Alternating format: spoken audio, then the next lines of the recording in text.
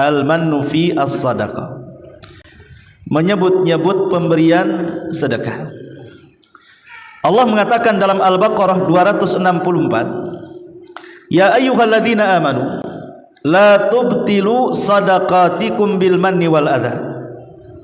Wahai orang-orang yang beriman, wahai orang-orang yang beriman, janganlah kalian batalkan sedekah-sedekah kalian dengan menyebut-nyebut sedekahnya atau menyakiti orang yang diberikan sedekah. Jadi orang yang bersedekah itu kan pahala, Bu. Dan pahala sedekah itu banyak, karena lipatannya bukan 10 tapi lipatannya 700 kali lipat, Bu. Orang sedekah ini lipatannya besar, sampai 700 kali lipat, bahkan di atas itu. Tetapi banyak orang yang tadinya dapat pahala sedekah sampai lipatannya begitu besar, tanpa sadar sedekahnya hilang, pahala sedekahnya hilang. Kenapa? Karena suka menyebut-nyebut sedekah.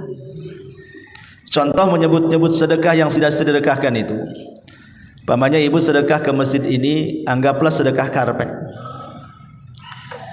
Ibu ceritakan, tahu nggak itu karpet hijau 2 yang di depan di Darul Ilmi itu aku loh yang nyumbang.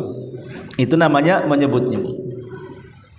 Atau boleh jadi mungkin ibu sudah sumbang ke masjid di Darul Ilmi karpet, tapi kemudian balasan dari pihak orang masjidnya singkat saja, syukran, jazakillah khairan, semoga Allah membalas, titik.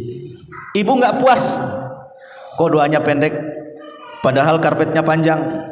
Harusnya panjang juga lah doanya, masa gitu aja. Akhirnya kemudian ibu ngomel-ngomel, kalau tahu doanya pendek, kupendekin aja karpetnya, katanya. Lah, ini namanya nyebut-nyebut. Atau umpamanya ibu, contoh lain lah, pernah membantu orang. Mungkin ibu punya kawan di kampung, datanglah ke Batam. Batam ini banyak pekerjaan, enak loh. Datang dia, ibu bantu carikan pekerjaan. Akhirnya sukses, bisa beli rumah. Kemudian ada masalah dengan ibu, langsung ibu ngungkit-ngungkit, dulu kalau bukan karena aku, kok ini siapa? Kok mungkin masih di kampung sana sama tanah-tanah di sawah sana. Ada orang yang kemudian menyakiti orang yang dibantunya, itu namanya alman. Maka alman dalam sedekah itu bisa membatalkan pahala. Maka jangan suka menyebut-nyebut pahala, menyebut-nyebut sedekah.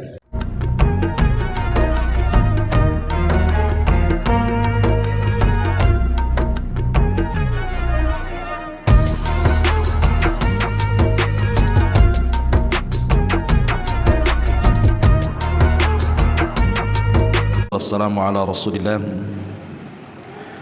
wa ala alihi wa sahbihi wa mawalah wa la hawla wa la quwata illa billahi wa ba'du. Alhamdulillah, segala puja dan puji hanya milik Allah subhanahu wa ta'ala. Salawat dan juga salam kita hadiahkan kepada Rasul kita Nabi besar Muhammad sallallahu alaihi wa ala alihi wasallam. Alhamdulillah, di siang hari ini Allah masih memberikan nikmat kepada kita sehingga kita bisa duduk kembali di Masjid Nidaul Ilmi dalam rangka Thalabul Ilmi yang biasa kita adakan di setiap hari Rabu dalam sepekan. Dan alhamdulillah di siang hari ini kita sudah bisa memulai kajian setelah lama libur karena terputus puasa dan suasana lebaran. Adapun pembahasan di siang hari ini, kita akan membahas tentang amalan-amalan atau dosa-dosa yang bisa menghancurkan kebaikan dan pahala kita. Kita tahu bahwa selama bulan Ramadan hampir 30 hari Allah subhanahu wa ta'ala telah memberikan kekuatan kepada kita untuk meraih pahala sebanyak-banyaknya. baik dengan menjaga salat 5 waktunya, melaksanakan puasa Ramadannya, bahkan melakukan tahajud berjamaah yang disebut dengan tarawih. Bahkan boleh jadi di antara kita ada yang menghatamkan Al-Quran berkali-kali. Kemudian juga semangat sedekahnya, semangat melakukan kebaikannya luar biasa. Wajar karena Ramadan sendiri setan-setan dibelenggu, pintu sorga dibuka dan pintu neraka ditutup. Artinya mencari pahala itu tidak sulit. Mencari pahala itu mudah di bulan Ramadan. Bahkan sebenarnya di luar Ramadan juga mudah. Kalau ingin mencari pahala itu sangat mudah sekali. Contoh, cukup mengambil Al-Quran kemudian kita baca, itu sudah berpahala tuh. Karena satu huruf Al-Quran yang kita baca itu dikali lipatkan menjadi 10 kali lipat. Atau hadir di majelis taklim seperti ini, di mana langkah-langkah kaki ibu datang ke masjid itu sudah berpahala tuh. Atau mungkin puasa Syawal, atau memberi iftar bagi orang-orang yang berpuasa Syawal, dan banyak kebaikan yang mudah kita raih. Masalahnya memang mudah melakukan kebaikan, mengumpulkan pahala, tetapi juga terkadang pahala dan kebaikan yang kita kumpulkan ini juga mudah hilang begitu saja. Apa penyebabnya? Inilah yang kita akan bahas. Penyebab hilangnya pahala karena melakukan amalan-amalan dosa-dosa ini. Ma'asyiral muslimat yang dimuliakan Allah Subhanahu wa taala. Yang pertama adalah al-kufru wasyirku wariddah. Seseorang melakukan kekufuran atau melakukan kesyirikan, atau sadar ataupun tidak keluar daripada Islam. Di dalam Al-Quran, tepatnya surah Al-An'am ayat 88, Allah Subhanahu wa taala berfirman, "Walau asyraku la habita anhum ma kanu ya'malun." Kalau seandainya mereka melakukan kesyirikan kepada Allah, maka amal-amal yang telah mereka lakukan akan dihancur leburkan Allah Subhanahu wa taala. Dan Allah Subhanahu wa taala juga mengatakan dalam surah Az-Zumar ayat 65, "La in asyrakta la yahbatanna 'amaluka wa la takunanna minal khasirin." Kalau engkau wahai Muhammad melakukan kesyirikan, maka hancur leburlah amalanmu dan engkau termasuk orang-orang yang rugi. Maka ingat, setelah sebulan penuh kita mengumpulkan pahala di bulan Ramadan, kemudian juga ditambah dengan kebaikan bulan Syawal dengan puasanya dan sedekahnya, maka jangan sampai kebaikan yang kita kumpulkan lenyap begitu saja dengan praktek-praktek kekufuran dan kesyirikan. Jangan sampai kemudian kita melakukan praktek kekufuran dan kesyirikan, karena ini bisa membatalkan amalan kita. Ini yang pertama. Yang kedua, tarku salatil asri, meninggalkan salat asar. Nabi SAW bersabda dalam sebuah hadis yang disepakati Bukhari Muslim. Kata Nabi SAW, "Man taraka salatal asri faqad habita amaluhu."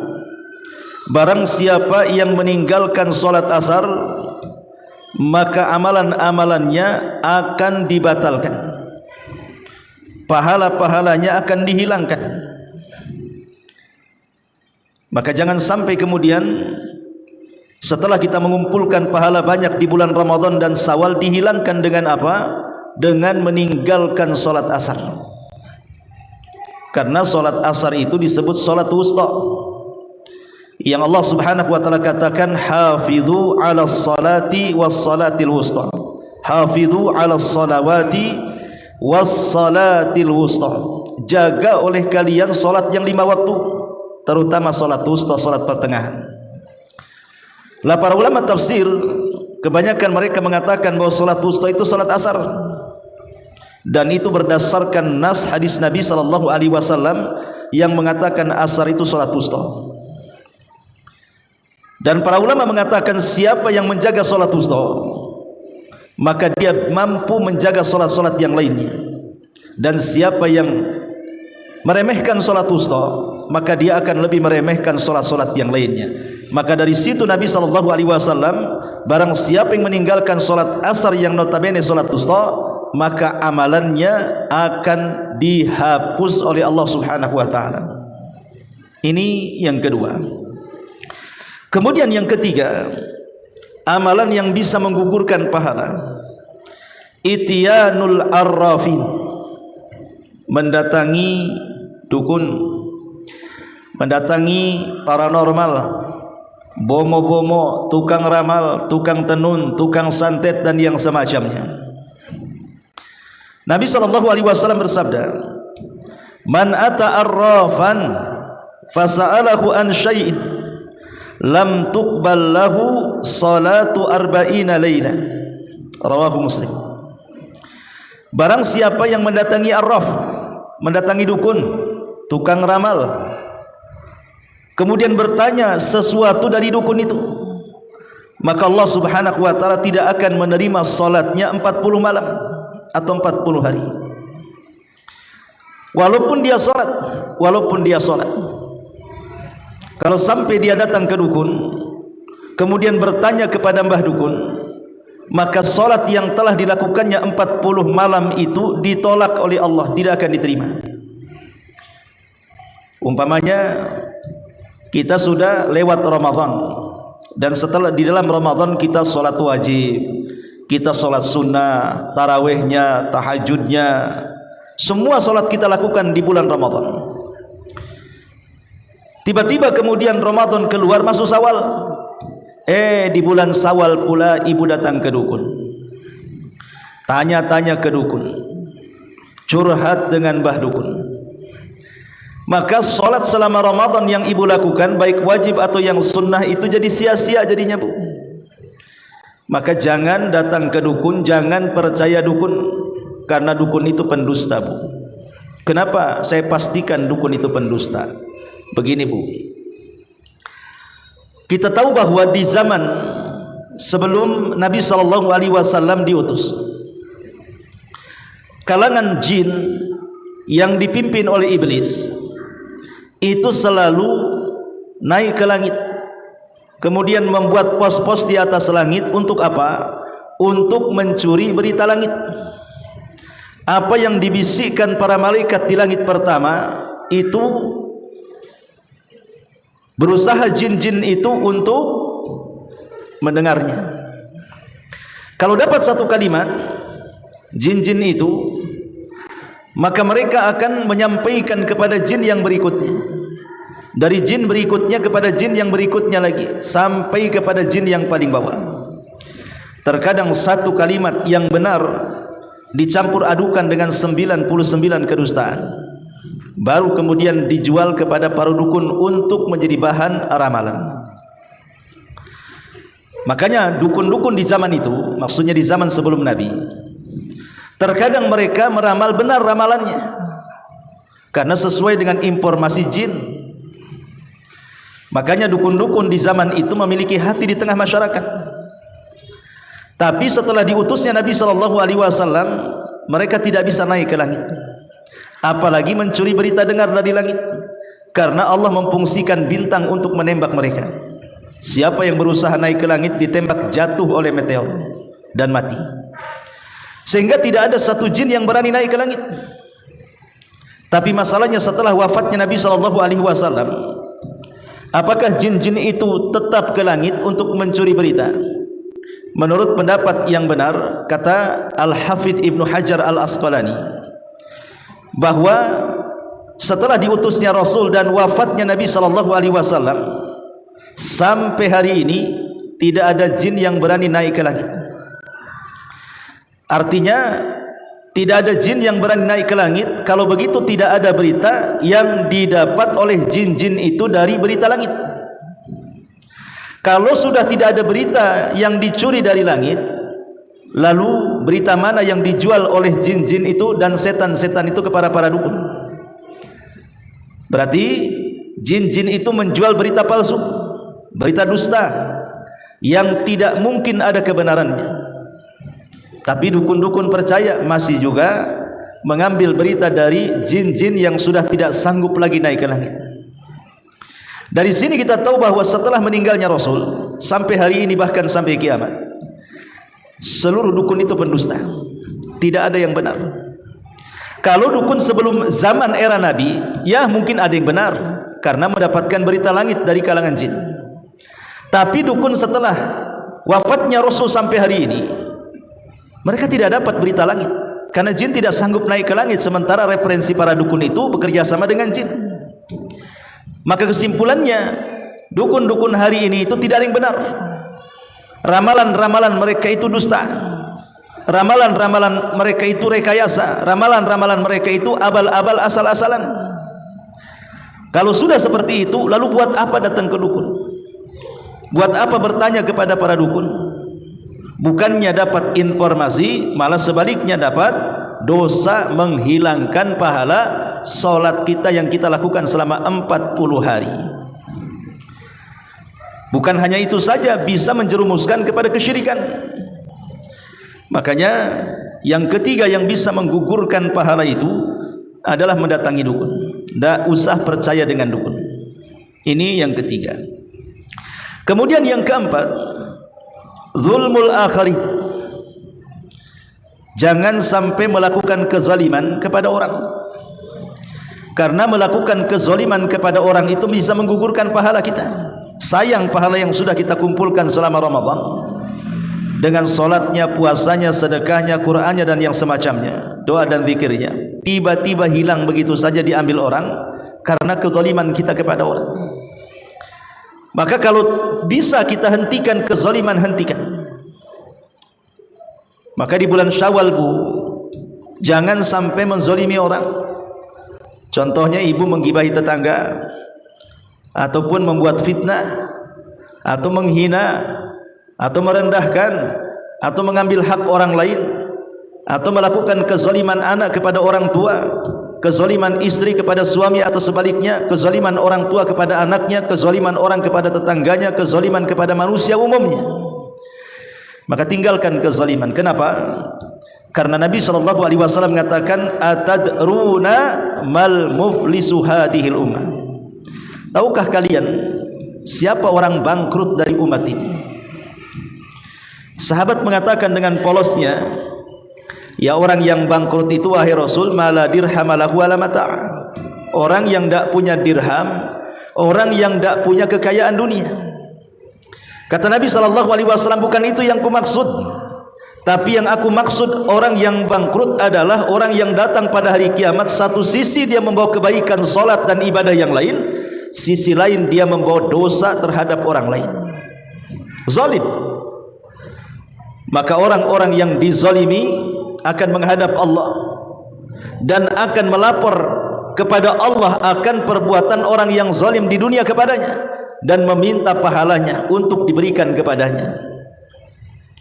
Akhirnya orang-orang yang pernah menzalimi habis pahalanya, diberikan kepada orang yang pernah dizalimi dia di dunia. Maka jangan melakukan kezaliman. Ini yang keempat. Yang kelima, ibtina'ul kalbi, merawat anjing, memelihara anjing. Nabi SAW mengatakan, man amsaka kalban fa innahu yanqusu kulla yawmin min amalihi qiratun. Barang siapa yang memelihara anjing, maka setiap hari pahalanya berkurang 1 qirat. Barang siapa yang memelihara anjing, maka setiap hari, kata Rasul, pahalanya dikurangi 1 qirat. Berapa, Bu, 1 qirat? 1 qirat itu sama dengan 1 gunung Uhud. Berarti orang yang memelihara anjing setiap 1 hari dikurangi pahalanya sebesar gunung Uhud. Hati-hati. Ingat ibu kalau punya saudara, punya kawan dan dia muslim atau muslimah, beritahu. Walaupun anjingmu lucu, lebih lucu daripada anakmu. Walaupun anjingnya itu menggemaskan, lebih menggemaskan dibandingkan istrimu. Walaupun anjing itu sangat indah menawan, pokoknya sangat menyenangkan. Karena ada beberapa jenis anjing itu kan lucu kan, bukan? Lebih lucu daripada kucing garong tuh. Lebih lucu daripada boneka-boneka. Kan ada bu ya kan anjing-anjing kecil-kecil itu. Pokoknya selama dia anjing, mau kecil, mau besar, mau lucu, mau tidak, mau galak, mau ganas, mau lembut, pokoknya anjing. Ya anjing, ya anjing. Siapa yang memelihara anjing, setiap hari dikurangi pahalanya sebesar gunung Uhud. Apakah semua orang yang memelihara anjing itu pahalanya dikurang? Tidak. Memang ada anjing-anjing yang dibolehkan dipelihara dan tidak berpengaruh kepada pahala. Contohnya anjing untuk menjaga ternak. Umpamanya ibu penggembala kambing, terkadang perlu yang mengawasi mereka. Akhirnya ibu memelihara serigala atau anjing. Enggak apa-apa. Ataupun boleh jadi anjing ini yang ibu pelihara untuk menjaga kebun. Ibu punya kebun mangga, punya kebun durian, punya kebun rambutan, takut dicuri orang, pasang anjing galak di situ. Boleh, boleh. Ataupun umpamanya anjing yang ibu pelihara itu untuk berburu, yang disebut dengan anjing buruan. Itu pun syaratnya terlatih. Duduk, duduk dia. Bangun, bangun dia. Pergi, pergi, tangkap, tangkap. Artinya terlatih. Kalau tidak terlatih tak boleh, nanti buruannya haram. Tapi 3 jenis anjing ini kalau dirawat tidak mengurangi pahala. Berarti selain 3 fungsi ini, kalau ibu merawat anjing, maka pahalanya setiap hari dikurangi 1 qirat. Ini yang kelima. Kemudian yang keenam, syurbul khamri. Minum khamr, mabuk. Nabi SAW mengatakan, man syaribal khamra lam yaqbalillahu lahu salata arba'ina sabahan fa in taba taballahu alaihi. Rawahu Tirmidzi wa Ahmad wa Nasai. Barang siapa yang minum khamr, maka Allah tidak akan menerima salatnya 40 pagi. Kalau dia tobat, maka Allah terima tobatnya. Hadis ini dikeluarkan Tirmidzi, Ahmad dan Nasai. Maka jangan sampai kemudian setelah Ramadan lewat, karena saya kenal seorang preman lah, ya, tukang mabuk juga. Tapi kalau Ramadan bu, puasa dia, mau dia taraweh, mau ke masjid, alasannya pengen tobat sebulan katanya. Kalau memang ingin tobat sebulan, tiba-tiba setelah Ramadan balik lagi mabuk, sama aja itu menghancurkan pahala solat yang sudah dilakukan di bulan Ramadan. Maka Islam ini sangat mengharamkan khamar walaupun sedikit, walaupun tidak memabukkan. Maka jauhi khamar, karena khamar itu disebut ummul khaba'ith, puncak dari setiap munculnya keburukan. Keburukan apapun itu banyak ditimbulkan dari khamar. Maka ibu yang punya anak, terutama anak-anak bujang, hati-hati, beri nasihat kepada mereka jangan masuk di pergaulan bebas, narkoba, mabuk dan yang semacamnya. Karena orang yang minum khamar bisa menghapuskan pahala salat selama 40 pagi. Kemudian yang nomor 7, intihaku hurumatillahi fil khalawat. Intihak hurumatillahi fil khalawati, merobek keharaman Allah saat bersendirian. Nabi SAW bersabda dalam hadis yang dikeluarkan Imam Ibnu Majah. Kata Nabi SAW, maukah kalian kuberitahu beberapa kaum min ummati, dari umatku, kata Rasul, ya'tuna yaumal qiyamati bihasanati amsalil jibali tihamati baydah. Maukah kau beritahu ada beberapa kaum, kata Nabi, yang didatangkan dari umatku pada hari kiamat, dia membawa pahala yang sangat besar, sebesar gunung Tihama. Tapi apa yang terjadi? Faja'alahallahu haba'an mansura. Ketika berhadapan dengan Allah, tiba-tiba Allah hancurkan pahalanya, enggak ada gunanya. Sahabat heran, macam mana orang ini sudah menghadap Allah, membawa pahala besar sebesar gunung Tihama, tiba-tiba Allah tolak dan Allah hancurkan pahalanya. Jadi sahabat bertanyalah, dosa apa sih orang itu? Maka Nabi SAW mengatakan, walakinnahum qaumun idza khalau bimaharimillahi tahakuha. Akan tetapi mereka, kata Rasul, sebuah kaum yang kalau bersendirian tidak ada siapapun kecuali dia, dan di hadapannya ada kemaksiatan yang terbentang, maka dia pun melakukan kemaksiatan itu karena tidak alasannya orang tak tahu. Hati-hati, maksiat sendiri-sendiri itu bahaya, Bu. Maksiat bersendirian, tidak ada yang tahu kecuali Allah, itu sangat bahaya. Kenapa? Bisa menggugurkan pahala. Bagaimana gambaran orang yang bermaksiat sendiri itu? Contoh umpamanya kan di tangan ibu sudah ada handphone tuh. Kadang-kadang satu ibu 3 pula handphonenya tuh. Jadi isi tasnya itu kalau dulu uang receh, kalau sekarang berat karena 3 handphone tuh. Lah di dalam handphone itu kan macam-macam, Bu. Ada berita, ada film, ada gambar, macam-macam. Ada yang baik, ada yang tidak baik, ada yang boleh ditonton, ada yang tidak boleh ditonton, ada yang halal dilihat, ada yang tidak boleh dilihat, macam-macam di handphone itu. Kemudian kita ini bersendirian dalam kamar kita, mulai kita nengok handphone, keasikan nonton, padahal tontonan itu tidak boleh dilihat. Entah di situ ada cabulnya, menampakkan auratnya, dan begitu seterusnya. Terkadang melupakan kewajiban, asik nonton handphone lupa sholat, asik nonton handphone lupa suami, asik nonton handphone lupa anak-anak, asik nonton handphone lupa kewajiban. Itu namanya bersendirian dalam maksiat. Bersendirian dalam maksiat bahaya, karena bisa menggugurkan pahala, sebagaimana hadis yang kita baca ini. Ini yang ketujuh. Yang kedelapan, al-mannu fi as-sadaqati. Al-mannu fi as-sadaqah, menyebut-nyebut pemberian sedekah. Allah mengatakan dalam Al-Baqarah 264, ya ayyuhalladzina amanu la tubtilu sadaqatikum bil manni wal adha. Wahai orang-orang yang beriman, wahai orang-orang yang beriman, janganlah kalian batalkan sedekah-sedekah kalian dengan menyebut-nyebut sedekahnya atau menyakiti orang yang diberikan sedekah. Jadi orang yang bersedekah itu kan pahala, Bu. Dan pahala sedekah itu banyak, karena lipatannya bukan 10, tapi lipatannya 700 kali lipat, Bu.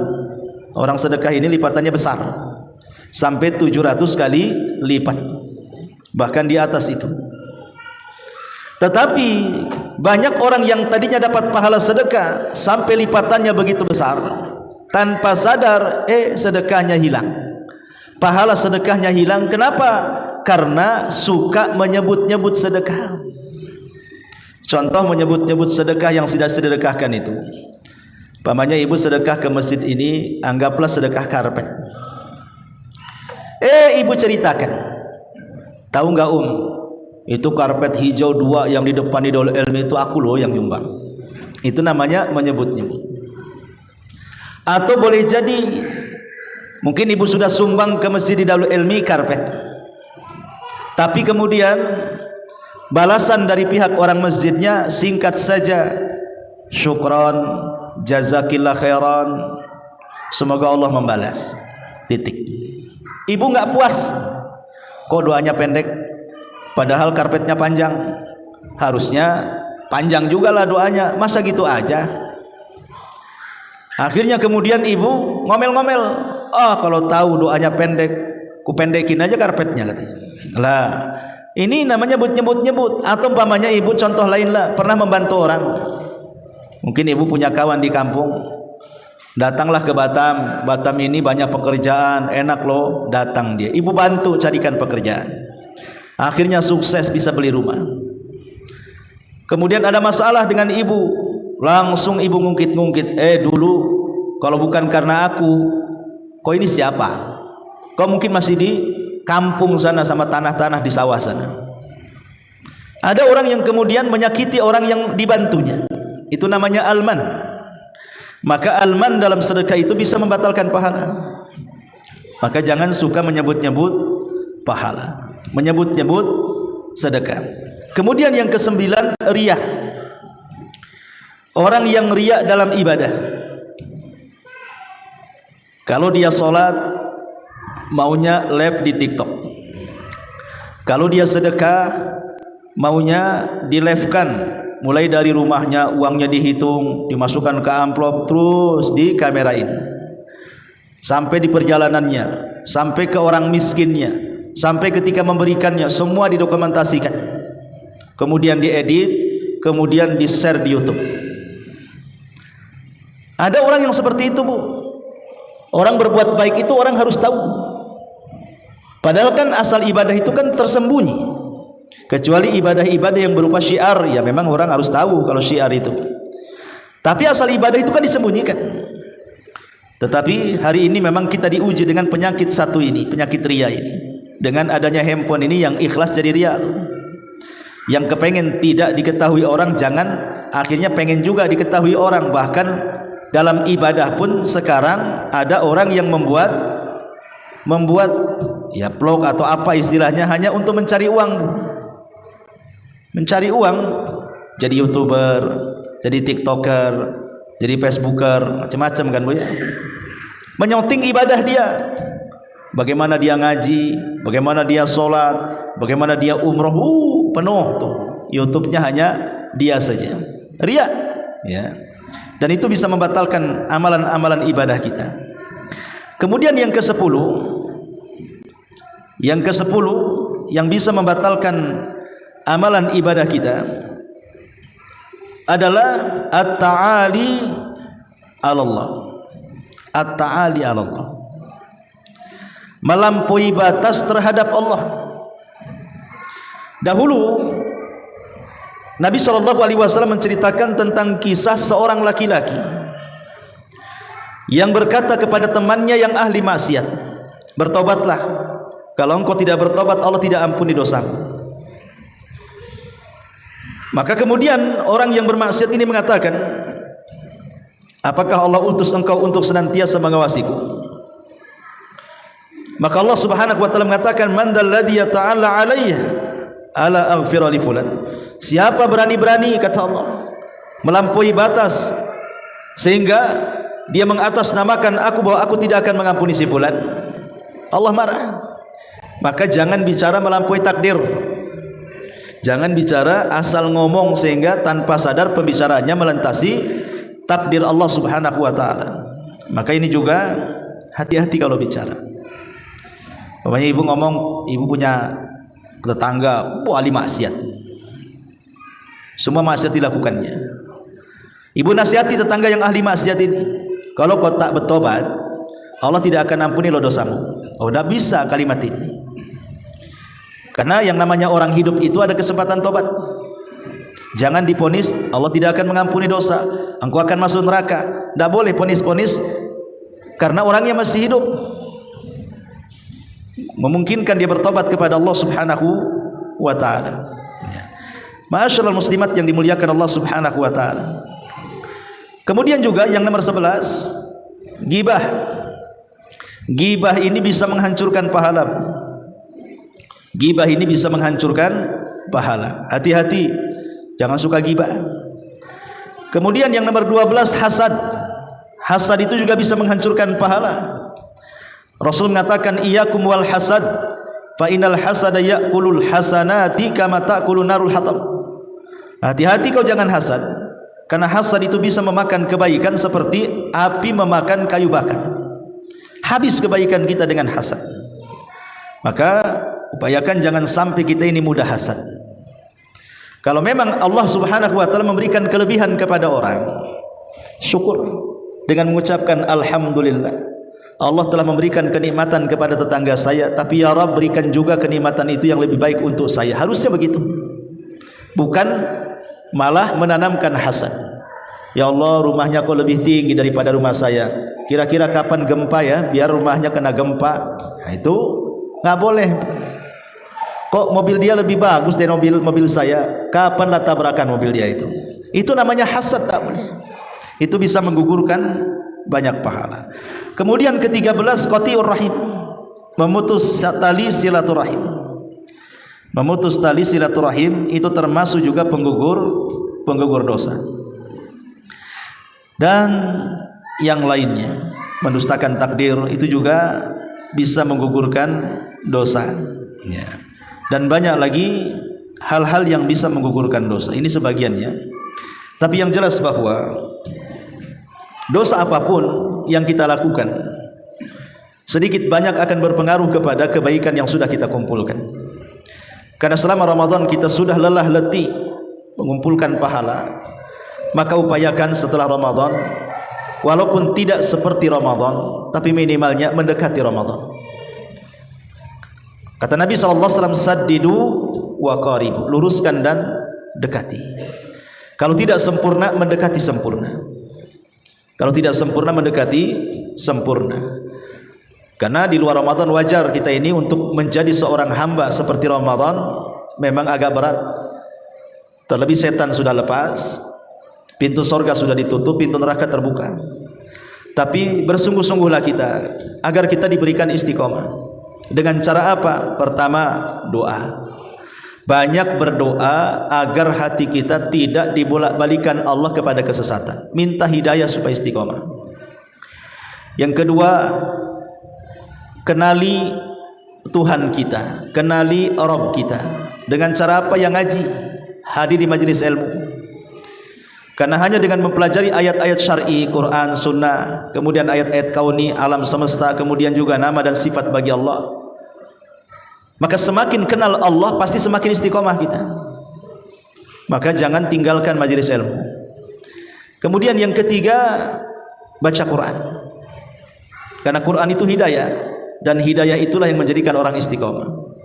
Kemudian yang keempat, bacalah sirah-sirah Nabi itu. Minimalnya ibu itu beli terjemahan sirah Nabi, taruh di samping tempat tidur. Minimal sebelum tidur ibu baca bagaimana perjalanan Nabi SAW dengan penuh penghayatan.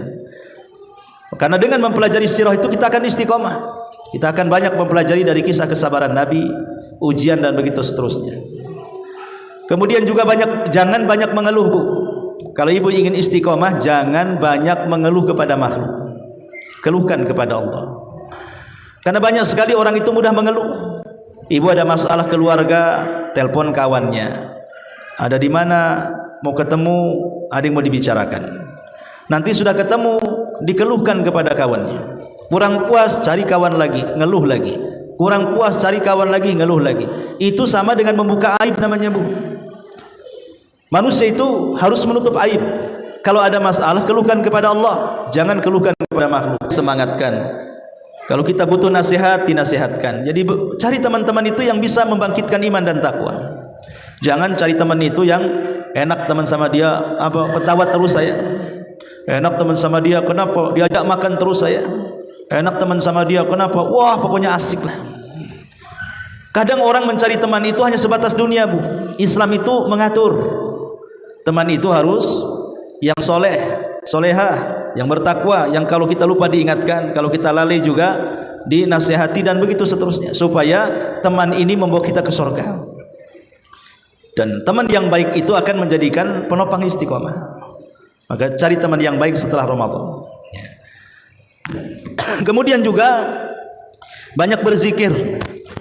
Kalau kita ini lalai, cepat berzikir supaya kita dekat terus dengan Allah Subhanahu wa taala. Karena orang yang jarang berzikir jauh dari Allah. Kalau jauh dari Allah, jauh dari rahmat. Kalau jauh dari rahmat, dekat dengan setan. Kalau dekat dengan setan, dekat dengan azab. Dan itu sulit istiqomah. Intinya bahwa kalau ingin istiqomah, bersungguh-sungguhlah melawan hawa nafsu, dan juga melawan setan. Inilah yang bisa saya sampaikan kajian di siang hari ini, mudah-mudahan ada manfaatnya. Subhanallah bihamdika asyhadu an la ilaha illa anta astaghfiruka wa atubu ilaik. Allahu taala alam. Assalamualaikum warahmatullahi wabarakatuh.